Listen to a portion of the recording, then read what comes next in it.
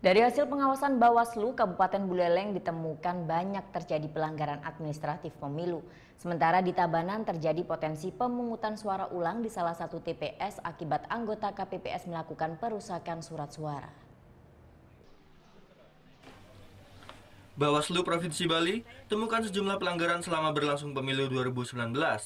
Meski pelanggaran administratif terjadi semua kabupaten di kota Bali, namun pelanggaran administratif yang paling banyak terjadi di Kabupaten Buleleng.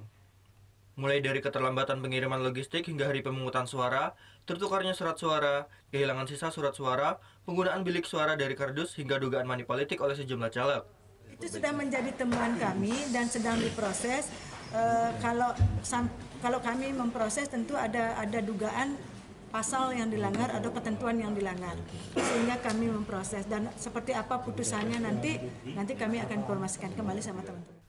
Sementara di Tabanan, tepatnya di TPS 29 Banjar Pangpung, anggota KPPS diduga melakukan perusakan surat suara anggota DPRD Kabupaten Tabanan.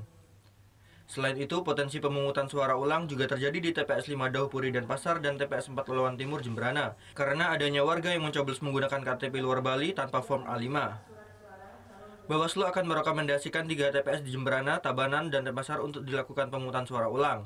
Namun, kewenangan dan keputusan untuk pemungutan suara ulang ada di KPU masing-masing wilayah. Terkait temuan pelanggaran administratif yang terjadi hampir di semua kabupaten kota di Bali, Bawaslu masih melakukan proses kajian untuk tindakan selanjutnya. Namun secara umum pemilu 2019 di Bali berjalan lancar dan aman. Surya Sanjaya melaporkan untuk NET.